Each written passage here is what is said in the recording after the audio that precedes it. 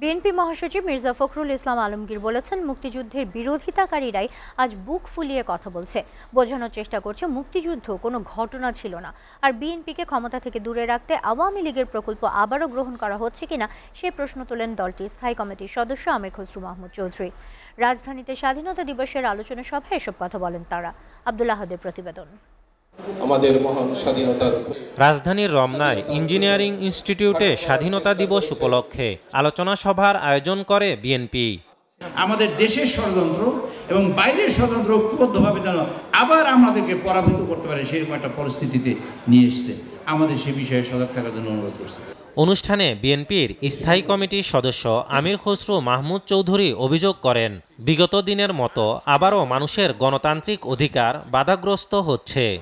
শেখ হাসিনা এক ধরনের প্রকল্পের মাধ্যমে ক্ষমতা দখল করেছে এবং ধরে রাখার জন্য এবং গণতান্ত্রিক প্রক্রিয়াকে বাধাগ্রস্ত করার জন্য তার একটা প্রকল্প ছিল। কিন্তু আজকে জনগণের প্রশ্ন, আজকে কি কোনো আবার নতুন প্রকল্পের জন্ম হচ্ছে কিনা, যেই প্রকল্প অন্য পন্থায় বাংলাদেশের মানুষের গণতান্ত্রিক অধিকারকে বাধাগ্রস্ত করছে। বিএনপির স্থায়ী কমিটির আরেক সদস্য ডক্টর খন্দকার মোশাররফ হোসেন বলেন, সংস্কারের কথা বলে জাতীয় নির্বাচন বিলম্ব করার ষড়যন্ত্র চলছে। সংস্কারের কথা বলে উছিলা সৃষ্টি করে জাতীয় সংসদ নির্বাচনকে অনেকেই পিছাতে চাচ্ছে, উদ্দেশ্য আছে। আমরাও কিছু বুঝি, সব কিছু বলতে চাই না।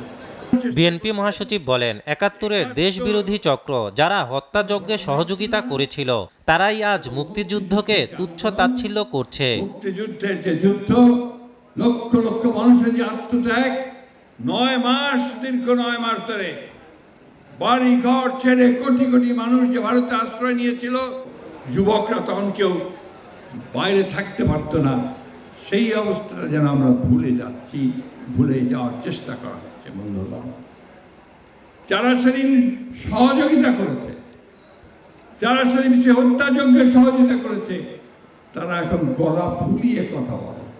বিএনপি মহাসচিব আরও বলেন, দেশে নৈরাজ্য সৃষ্টির লক্ষ্যে অনেকেই বেপরোয়া হয়ে সেনাবাহিনীকে বিতর্কিত করছে, দেশের জনগণ তা হতে দেবে না বলে হুঁশিয়ারি দেন তিনি।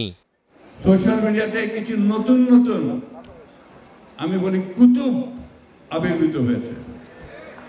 তারা বাংলাদেশকে কোথায় নিয়ে যেতে চায় আমি জানি না। তাদের ভাষা, তাদের বাক্য, তাদের কথা, তাদের বক্তব্য সম্পূর্ণ বাংলাদেশকে একটা নৈরাজ্যের দিকে নিয়ে যেতে চায়, তারা গণতন্ত্রের দিকে নিতে চায় না। গণতন্ত্র ধ্বংসকারী আওয়ামী লীগকে গণতান্ত্রিক সুবিধা দেওয়ার কথা চিন্তা করছে না বিএনপি বলেও জানান মির্জা ফখরুল ইসলাম আলমগীর। আওয়ামী লীগ কখনোই গণতন্ত্র বিশ্বাস করত না।